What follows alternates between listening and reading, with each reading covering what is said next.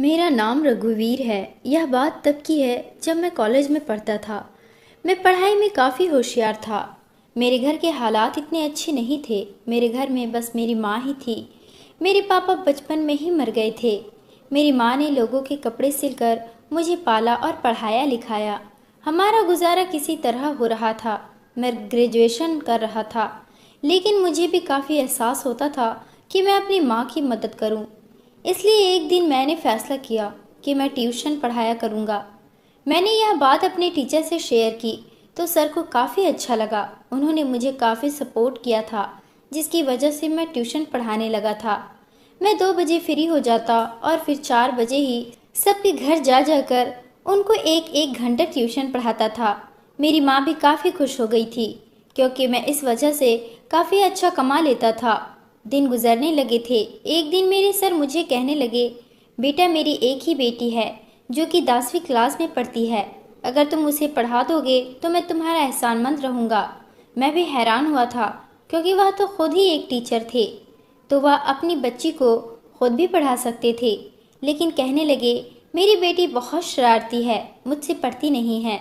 अगर तुम मेरी बेटी को पढ़ा दोगे तो मैं तुम्हें काफ़ी अच्छे पैसे दे दिया करूँगा। उनकी बात सुनकर मैं भी खुश हो गया था, क्योंकि मैं जानता था कि सर काफ़ी अमीर हैं। वह प्रोफेसर थे। वह अपना एक ऑनलाइन बिजनेस भी करते थे, जिसकी वजह से वह मुझे काफ़ी अच्छी फ़ी दे सकते थे। ट्यूशन पढ़ाने के लिए राज़ी हो गया था। मैंने कह दिया कि ठीक है सर, 2-3 दिन में मैं आपके घर आ जाऊंगा। लेकिन सर उसी रोज़ ही कहने लगे, बेटा तुम आज ही से आ जाना। जैसे ही मेरी छुट्टी हुई तो मैं सर के साथ ही उनके घर पर चला गया। उन्होंने मुझे ड्राइंग रूम में बिठाया और कहने लगे कि मैं अभी अपनी बेटी को भेजता हूँ। मैंने 3-4 मिनट इंतज़ार किया। कुछ देर बाद उनकी बेटी जैसे ही ड्राइंग रूम में आई तो उसको देखकर मैं हैरान हो गया था, क्योंकि वह तो बहुत ही खूबसूरत थी। मुझे अपनी आंखों पर विश्वास नहीं आ रहा था कि जो मेरे सामने बैठी हुई थी वो कोई लड़की है या अप्सरा। वो मेरे सामने आकर बैठ गई। इससे पहले मैं लड़कियों से बात नहीं करता था, क्योंकि मैं थोड़ा शर्मीला टाइप का लड़का हूँ। मेरी माँ ने मेरी परवरिश बहुत ही अच्छी की थी। मेरी कोई बहन नहीं थी, मैं एक लौता ही था। इस वजह से काफ़ी सम्मान से उस लड़की से बात कर रहा था। कुछ देर में उसे पढ़ाता रहा। उसके बाद मैंने उससे कह दिया कि आज के लिए इतना ही काफ़ी है। यह कहकर मैं घर चला गया, लेकिन मेरा दिमाग अभी भी उसी लड़की के बारे में सोच रहा था। उस लड़की का नाम संजना था। संजना बहुत ही खूबसूरत थी। संजना मुझे काफ़ी ज़्यादा सीरियस तबीयत की लग रही थी। देखने से लग ही नहीं रहा था कि वह शरारती भी हो सकती है। पर अगले दिन मैं हैरान हो गया, क्योंकि मैं बिना बताए संजना के घर चला गया था। जब मैंने संजना को घर की छोटी ड्रेस में देखा तो मैंने जल्दी से अपनी आंखें झुका ली। वह अपने फ्रेंड्स के साथ खेल रही थी। मैंने उसे बस एक ही नज़र देखा था, लेकिन उसने जैसे ही मुझे देखा जल्दी से अंदर चली गई। कुछ ही देर बाद मेरे पास पढ़ने के लिए आई। अब उसने थोड़ी लॉन्ग टी शर्ट डाल रखी थी। इससे पहले तो उसने बहुत ही मिनी टॉप पहन रखा था। कहने लगी, कल मेरा टेस्ट है। मैंने उसे टेस्ट की तैयारी करवाई और उसे वार्न किया कि तुमने इस टेस्ट में बहुत अच्छे नंबर लेकर आने हैं, क्योंकि मैंने तुम्हें बहुत अच्छी तैयारी करवाई है। मेरी बात पर कहने लगी, नहीं सर, मुझे बायोलॉजी बहुत मुश्किल लगती है। मैं अच्छे नंबर तो नहीं ला सकती, लेकिन पास हो जाऊंगी। उसकी बात पर मैं हैरान हो गया था, पर इससे पहले कि वह रो देती मैंने उससे कहा, चलो ठीक है, लेकिन अगर तुम फेल हो गई तो फिर वह कहने लगी, फिर सर आप मुझे कोई भी सज़ा देना, मुझे मंजूर है। उसकी बात पर मैं शरारती अंदाज में मुस्कुराने लगा था। मैंने कह दिया, ठीक है, अगर तुम फेल हुई तो मैं तुम्हें सज़ा दूंगा। अब मैं उसका इंतज़ार करने लगा कि कब वह टेस्ट में फेल हो जाए, मैं उसे कोई सज़ा दे सकूं। ना जाने क्यों मुझे संजना को तंग करने में काफ़ी मज़ा आने लगा था। फिर अगले दिन भगवान ने मेरी सुन ली और वह टेस्ट में फेल हो गई थी। मेरा दिल खुशी से उछलने लगा था, लेकिन मैंने बनावटी गुस्सा अपने चेहरे पर सजाया और संजना से कहने लगा, यह तुमने क्या कर दिया? मैंने तुम्हें इतनी अच्छी तैयारी करवाई थी, लेकिन तुम टेस्ट में फेल हो गई हो। वह कहने लगी, सर आप मुझे जो भी सज़ा दें मुझे मंजूर है, पर मुझे पढ़ाया हुआ सब कुछ भूल गई थी। मैं क्या करती, मुझे बायोलॉजी बहुत मुश्किल लगती है। वह बहुत मासूमियत से मुझे कह रही थी। मैंने उससे कहा कि मैंने तुमसे कल क्या कहा था। कहने लगी, आपने यही कहा था कि अगर मैंने टेस्ट अच्छा नहीं दिया और मैं फेल हो गई तो आप मुझे सज़ा देंगे। मैंने उसे कहा कि ठीक है, फिर क्या सज़ा चाहिए। वो कहने लगी, आप मुझे जो भी सज़ा दें मुझे मंजूर है। उसकी मासूमियत और खूबसूरती पर मेरा दिल बहकने लगा था। मैंने एक नज़र उसके ऊपर डाली थी। हम दोनों के अलावा कोई भी मौजूद नहीं था। मेरे साथ इतनी खूबसूरत लड़की मौजूद थी और उसकी सुंदरता को देखकर मेरा दिल बहकने लगा था। अजीब अजीब से ख्याल आ रहे थे। मेरे ऊपर शैतान सवार हो गया था। मैंने उसे धीरे से कहा, तो फिर ठीक है, मेरे पास आओ, मैं तुम्हें सज़ा देना चाहता हूँ। संजना बहुत ही मासूम थी। वह मेरी बात मान गई और मेरे पास आकर बैठ गई थी। मैंने उससे पूछा कि तुम कितने साल की हो। वह कहने लगी है कि मैं तो 14 साल की हूँ। वह 14 साल की थी और मैं 21 साल का था। मैंने उससे कहा कि मैं तुम्हें कोई भी सज़ा दूंगा तो क्या तुम अपने घर वालों को वो सज़ा बता दोगी। वो कहने लगी, नहीं सर, मैं आपकी सज़ा क्यों बताऊंगी। अगर ऐसा किया तो पापा मुझ पर गुस्सा होंगे, क्योंकि मैं आपके पढ़ाने के बावजूद अपनी पढ़ाई पर ध्यान नहीं दिया। इसलिए मैं वह सज़ा किसी को भी नहीं बताऊंगी। मैं खामोश हो गया था। उसका गुलाबी गालों को देखकर मेरा दिल चाहा उसे बाहों में भरकर चूम लूं, लेकिन मेरा दिल यह कहने से इनकार कर रहा था। कहीं न कहीं मेरी माँ की दी हुई अच्छी परवरिश ने मुझे रोक लिया था। इसलिए मैंने फैसला कर लिया और उसे कहा कि नहीं, मैं आज तुम्हें सज़ा नहीं दूंगा, लेकिन अगर आइंदा तुमने किसी भी टेस्ट में इस तरह की कोई भी गलती की और फेल हो गई तो मैं तुम्हें ज़रूर सज़ा दूंगा। चलो आज के लिए माफ़ कर देता हूँ। तो वह खुश हो गई थी और मैं वापस उसे पढ़ाने लगा था। एक दिन मैं कॉलेज में ही था जब सर मेरे पास आए और कहने लगे, बेटा मुझे तुमसे कोई बात करनी है। मैंने सर से कहा कि सर मैं क्लास ले लेता हूँ, उसके बाद आराम से आपके पास आ जाऊँगा। आपने मुझे जो भी कहना हो मुझे कह दीजिएगा। इस तरह मैं क्लास के बाद सर के पास गया तो सर बिजी थे। कुछ देर बाद ही मैं अंदर गया। सर कहने लगे, बेटा बैठो, मैंने तुमसे संजना के बारे में बात करनी है। यह सुनकर मैं हैरान हो गया था कि अचानक से उनका क्या बात करनी है। लेकिन सर कहने लगे, बेटा मैं चाहता हूँ संजना तुम्हारे घर चली जाए। उनकी यह बात सुनकर मैं हैरान हो गया था कि आखिर वह ऐसा क्यों चाहते हैं। सर कहने लगे, बेटा मैं तुम पर विश्वास करता हूँ, तुम बहुत अच्छी लड़की हो, इसलिए चाहता हूँ मेरी बेटी तुम्हारे पास ही रहे, क्योंकि मुझे किसी काम के लिए बाहर जाना है, लेकिन शहर में मेरा कोई नहीं है जिसके पास मैं अपनी बेटी को छोड़ दूँ, और वैसे भी उसके टेस्ट हो रहे हैं। मैंने यही सोचा कि तुम उसको पढ़ाते हो, इसलिए मैं उसे तुम्हारे पास ही छोड़ देता हूँ। तुम्हारे घर पर तुम्हारी माँ है, उसका ख्याल रख लेगी। मैंने सर की बात सुनी तो मैं हैरत में डूब गया था कि मैं क्या फैसला करूं, लेकिन मैंने सर को कह दिया, सर कोई बात नहीं, मैं आपकी बेटी को अपने घर पर ही पढ़ा दूंगा। लेकिन अंदर से मेरा दिल कहीं ज़्यादा परेशान हो रहा था, क्योंकि मैंने बहुत मुश्किल फैसला लिया था कि ऐसा कैसे हो सकता है कि मैं अपने दिल को संजना को अपने ही घर में देखकर कैसे संभाल सकता हूँ। इतनी खूबसूरत लड़की मेरे पास मेरे साथ रहने वाली थी, लेकिन फिर मैंने माँ का सोचा कि वह तो घर पर मौजूद होगी, मैं उसे अपनी माँ के पास ही सुला दिया करूँगा। यही सोचकर मैंने सर को हाँ कर दी थी। फिर सर मुझे अपने साथ अपने घर ले गए। सर ने शायद संजना को फ़ोन करके तैयार रहने के लिए कह दिया था। उसके साथ एक छोटा सा बैग भी था। संजना काफ़ी उदास थी।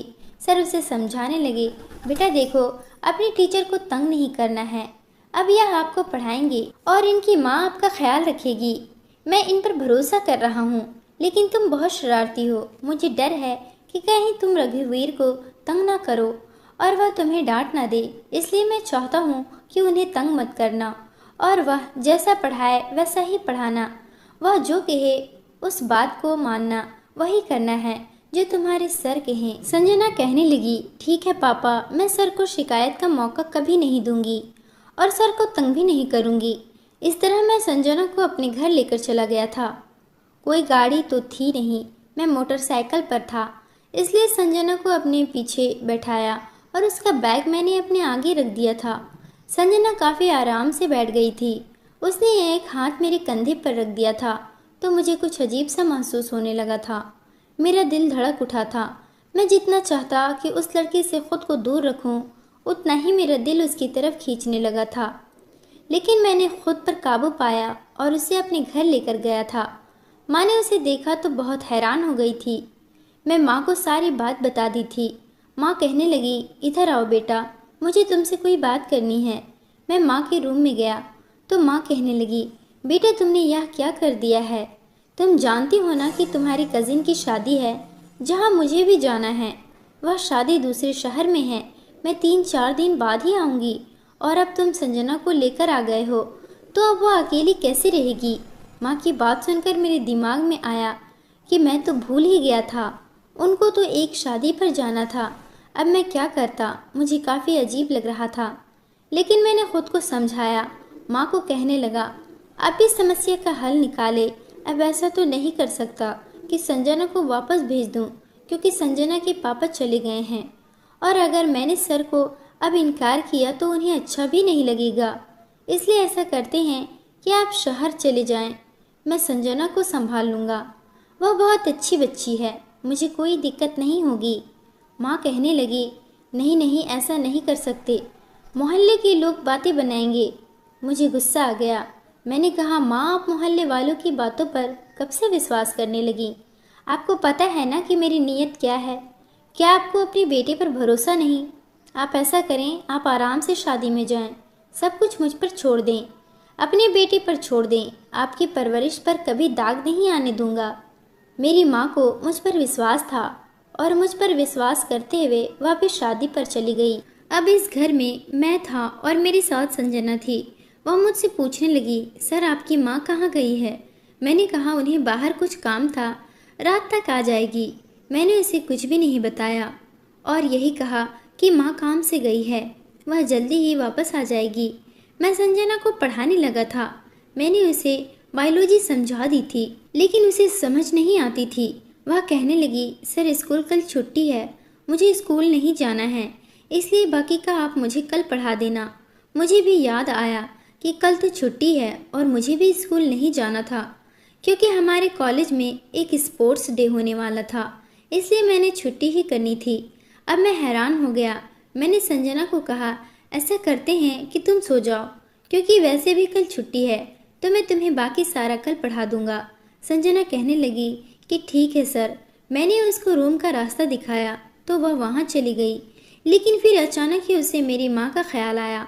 वह कहने लगी, सर आपकी माँ तो अभी तक नहीं आई है, वह कहाँ है? मैंने उससे बहाना बनाया और कह दिया कि माँ रात को आ जाएगी, वह बस पास में ही गई है, वह बहुत जल्दी आ जाएगी। उसे मेरी बात पर विश्वास आ गया था, लेकिन अंदर से मैं भी परेशान हो गया था, क्योंकि मुझे अब लगने लगा कि मुझे ऐसा नहीं करना चाहिए था। मुझे उससे झूठ नहीं बोलना चाहिए था, लेकिन मैं मजबूर था। मैं नहीं चाहता था कि संजना को पता चले कि इस घर में हम दोनों अकेले हैं और उसके दिल में मेरे लिए बदगुमानी पैदा हो जाए। वह अपने रूम में जाकर लेट गई तो मैं भी अपने रूम में आ गया था। मैं गहरी नींद में था कि तभी मुझे ऐसा लगा जैसे अचानक आधी रात को मेरे रूम का दरवाज़ा खुल गया था। मेरे रूम में अंधेरा था। मुझे ऐसा महसूस हुआ जैसे कोई मेरे बिस्तर पर आकर लेट गया हो। यह देखकर तो मेरे होश उड़ गए थे। अचानक मुझे संजना का ख्याल आया। मैंने जल्दी से अपने रूम में मौजूद हल्की लाइट ऑन कर दी, लेकिन जैसे ही मेरी नज़र संजना पर गई तो मैं हैरान रह गया था। मेरे बिस्तर पर संजना लेटी हुई थी। मैंने कहा, संजना यह क्या हरकत है? तुम यहाँ पर क्या करने आई हो? अपने कमरे में जाओ। वो कहने लगी, सर बुरा मत मानना, लेकिन मुझे अंधेरे में और अकेले घर में सोने की आदत नहीं है। मैं कभी अकेली नहीं सोई। जब भी सोती हूँ पापा के रूम में ही सोती हूँ। मैंने अपना बेड पापा के रूम में ही लगा रखा है और अगर मैं गलत नहीं हूँ तो मैं यह भी जानती हूँ कि इस घर में मेरे और आपके अलावा कोई भी मौजूद नहीं है। लेकिन मैं क्या करूँ, मुझे अकेले घर में डर लगता है। मैं अकेली नहीं सो सकती, इसलिए मैं आपके पास सोऊंगी। मैंने इसकी बात सुनी तो उसके पागलपन पर मेरा जी चाहा अपना सर दीवार पर मार लूं। यह कैसी लड़की है जो मेरे साथ रहने में शर्म महसूस नहीं कर रही है? मैंने उसे कहा, संजना तुम इतनी छोटी भी नहीं हो, तुम तो जानती हो ना, हम दोनों एक रूम में नहीं रह सकते। क्या अब यह भी मुझे तुम्हें समझाना पड़ेगा? वह कहने लगी, मैं जानती हूँ, लेकिन मैं क्या करूँ, मैं मजबूर हूँ। मैं कभी भी अकेली नहीं सोई हूँ। मैं बहुत देर से अकेले रूम में सोने की कोशिश कर रही थी, लेकिन मुझे बहुत ज़्यादा डर लग रहा था। बहुत मजबूरी में मैं आपके कमरे में आई हूँ। मैंने सोचा चुपचाप आपके पैरों की तरफ जाकर सो जाऊंगी, लेकिन अकेले कमरे में नहीं सोऊंगी। यह कहकर वह रोना शुरू कर चुकी थी। उसकी आवाज़ मुझे अंदर तक बेचैन कर रही थी। मैंने जल्दी से कहा, अच्छा चुप हो जाओ, मैं कोई हल निकाल लेता हूँ। लेकिन मुझे कोई हल नज़र नहीं आ रहा था। इसलिए मैंने फैसला किया कि एक कंबल निकालकर उसकी जगह अपने बेड से कुछ साइड पर बना दिया और उसे कह दिया कि तुम यहाँ पर सो जाओ, मैं बेड पर सो जाता हूँ। वो कहने लगी, मुझे बेड पर ही नींद आती है, मुझे नीचे नींद नहीं आती। मजबूरन मैंने उसे अपनी जगह दी और वह बेड पर सो गई और मैं नीचे ज़मीन पर कंबल बिछाकर सो गया। मैं अंदर ही अंदर खुद को डांट रहा था। मेरे दिमाग में यह बात आई क्यों नहीं कि माँ शहर से बाहर जा रही है, वह घर पर नहीं होगी, तो मैं कभी भी संजना को अपने पास ना लाता। लेकिन अब संजना मज़े से मीठी नींद सो रही थी, जबकि मुझे ज़मीन पर नींद नहीं आ रही थी। ऊपर से संजना के सोने का ढंग मुझे और भी डिस्टर्ब कर रहा था। एक तो वह बहुत ही खुले नाइट सूट में थी, ऊपर से कंबल भी नहीं ओढ़ रही थी। पूरा कंबल उतार के फेंक दिया था और बेड पर फेंक कर सोई हुई थी। बार बार मेरी नज़र उसके ऊपर उठ रही थी और मेरे दिल के जज्बात बेकाबू हो रहे थे। मैंने जैसे तैसे खुद पर काबू किया था, लेकिन मैंने सोच लिया था अब आगे मैंने क्या करना है। अगले दिन मुझे काफ़ी गुस्सा आ रहा था। संजना जल्दी उठ गई थी। उसने लाइट ऑन कर दी। मैंने उसे गुस्से से कहा, यह क्या हरकत है? मैंने फैसला कर लिया था कि मैं अब उसे डांट कर ही रहूँगा और उसे इतना डांटूंगा कि उसे पता चल जाएगा कि उसने क्या किया है। किसी तरह जैसे ही मैंने उसे पढ़ाना शुरू किया तो मैंने उसे काफ़ी डांटा था। उसे एक टॉपिक बार बार याद करने का कहता था और जब उसे याद नहीं हो रहा था तो गुस्से में मैंने उसे एक चांटा भी मार दिया था। वह अपना गाल पकड़े हैरत से मुझे देख रही थी। मैंने यह चांटा जानबूझकर मारा था ताकि रात को वो मेरे करीब फिर से न आए। मैं नहीं चाहता था कि जज्बात में उभर कर मैं कोई गलत कदम उठा लूं। संजना भी समझ गई थी। बड़ी बड़ी आंखों में आंसू भरकर कहने लगी, ठीक है, मैं अब आपको कभी तंग नहीं करूंगी। मैं वापस अपने घर चली जाती हूँ। लेकिन मैं भी मजबूर था, मैं उसे वापस नहीं भेज सकता था। 3 दिन ऐसे ही गुजर गए थे। मुझे बहुत बुरा लग रहा था। लेकिन उसके बाद संजना ने अपने पापा को बता दिया, लेकिन सर ने मुझे कुछ भी नहीं कहा था। वह तो बल्कि शर्मिंदा थे और कहने लगी कि मैं माफ़ी चाहता हूँ। मैं जानता था कि मेरी बेटी शरारती है, वह कोई ऐसी हरकत ज़रूर कर देगी। मैंने सर को कहा, कोई बात नहीं, मैं जानता हूँ संजना भी छोटी बच्ची है, नादान है, उसे समझ नहीं थी, इसलिए मैंने भी उसे इजाज़त दे दी थी। लेकिन अगले दिन सर ने कह दिया कि अब संजना तुमसे नहीं पढ़ेगी, उसके लिए कोई लड़की का इंतज़ाम करूँगा जो उसे पढ़ाया करेगी और तभी वह उससे डर कर पढ़ेगी। इस तरह अब वो मुझसे नहीं पढ़ती थी, लेकिन मेरा गुजारा तो फिर भी चल रहा था। मैं धीरे धीरे संजना को भूल गया था, लेकिन दिल के किसी कोने में वह अभी बसी हुई थी। जब मैंने उसको थप्पड़ मारा था और उसकी आंखों में आंसू चमक आए थे, उस पल को याद करता हूँ तो दिल में एक टीस होती है। मैं नहीं चाहता था कि मेरी वजह से संजना की आंखों में आंसू आए, लेकिन उस समय संजना को थप्पड़ मारना ज़रूरी था, नहीं तो वह उम्र के जिस हिस्से में थी कभी भी बहक सकती थी और मैं भी उस समय उम्र के नाजुक हिस्से में ही था। हम दोनों की उम्र बहक जाने वाली थी। अगर उस समय मैं कुछ गलत कर जाता तो ज़िंदगी भर खुद से नज़र नहीं मिला पाता और ना अपनी माँ के सामने नज़र उठाकर बात कर पाता। इसलिए मजबूरन संजना सही राह दिखाने के लिए उसे थप्पड़ मारना ज़रूरी था। 5 साल का समय गुजर चुका था। जब एक दिन मुझे पता चला कि अब वह यूनिवर्सिटी पहुंच गई है तो मैं बहुत हैरान हुआ था, क्योंकि उस वक्त मैं बीएससी कर रहा था। वह मुझसे 7 साल ही छोटी थी। एक दिन अचानक ही मेरी नज़र यूनिवर्सिटी के गेट पर संजना पर पड़ गई थी। मैं उसकी खूबसूरती को देखकर मैं हैरान हो गया था। वह छोटी और शरारती नहीं रही थी, बल्कि बड़ी और समझदार बन गई थी। उसे यूनिवर्सिटी की हवा लग गई थी। कुछ लड़के उसके आसपास खड़े थे और उससे बातें कर रहे थे। मैं हैरान हुआ। मैंने एक नज़र उसे देखा। शायद वह भी मुझे पहचान गई थी, लेकिन वह मेरे पास नहीं आई। मैं बहुत ही हैरान हुआ कि ऐसी भी क्या नाराज़गी कि वह मेरे पास नहीं आई। कितने दिन ऐसे ही गुजरने लगे थे। मेरा दिल कहीं तड़प रहा था। दिल में दबी हुई संजना के लिए मोहब्बत फिर से मचलने लगी थी। मैं अब संजना को रोज ही देखता था। उसके पास वही 3-4 लड़के होते थे जो उसके दोस्त बन गए थे, और यह चीज़ मुझे बहुत बुरी लग रही थी। मजबूरन एक दिन मैं संजना के पास चला गया। उसे कहने लगा, क्या तुमने मुझे पहचाना? उसने मेरी बात का जवाब नहीं दिया। मैं बहुत गुस्से में आया। उसका हाथ दबोचकर साइड पर ले गया। कहने लगी, यह क्या हरकत है? मैंने उसे कहा कि जब तुम मुझे ऐसे इग्नोर करोगी तो मैं यह सब करने पर मजबूर हो जाऊंगा, इसलिए चुपचाप मेरी बात सुनो। संजना कहने लगी, मैं जानती हूँ मैंने तुम्हें बहुत तंग किया था। उसकी बात सुनकर मैं हैरान हो गया था। मैं कहने लगा, मैंने तुम्हें पढ़ाया, क्या तुम इसका बदला ऐसी लोगी? मेरी तुम बहुत इज्जत करती थी, लेकिन अब मुझसे ऐसी बात करोगी?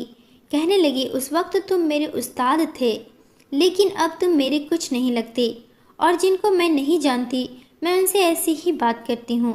मैं बहुत परेशान हो गया था कि उसे कैसे माफ़ी मांगूँ।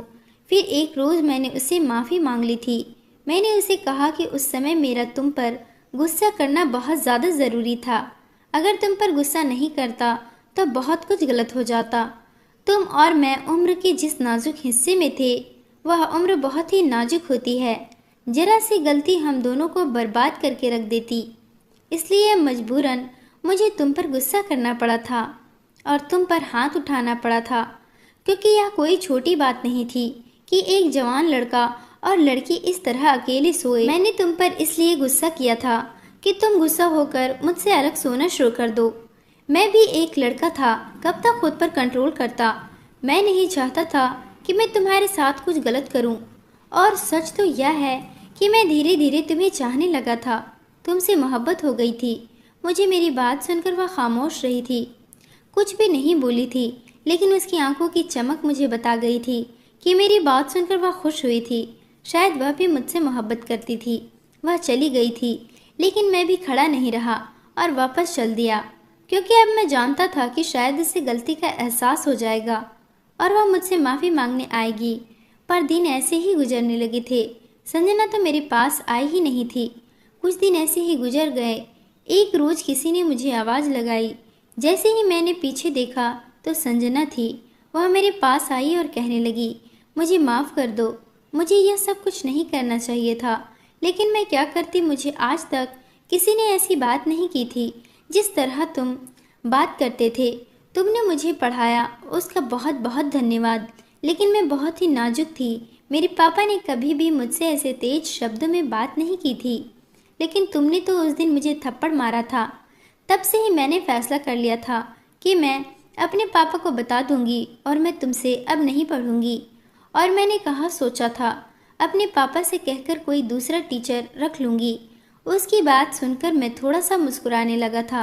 अगले ही दिन मैंने अपनी माँ को अपना रिश्ता लेकर संजना के पापा के पास भेज दिया था। मेरे सर को भी इस रिश्ते पर कोई ऐतराज़ नहीं था। खुशी खुशी इस रिश्ते के लिए राजी हो गए और ठीक 15 दिन बाद संजना मेरी दुल्हन बनी मेरे कमरे में बैठी हुई थी और मैं उसके सामने बैठा उसको निहार रहा था और वह शर्म से अपने आप में सिमटी जा रही थी। मैंने उसका हाथ थामते हुए कहा, संजना, अब तुम पूरे अधिकार के साथ मेरे बिस्तर पर मेरे साथ मुझसे चिपक कर सो सकती हो। यह कहकर मैंने संजना का हाथ चूम लिया था और वह भी शर्माते हुए मेरे सीने से लग गई थी। दोस्तों, उम्मीद करती हूँ आपको हमारी कहानी पसंद आई होगी। कहानी पसंद आई है तो वीडियो को लाइक करें, चैनल पर नए हैं तो चैनल को सब्सक्राइब करें।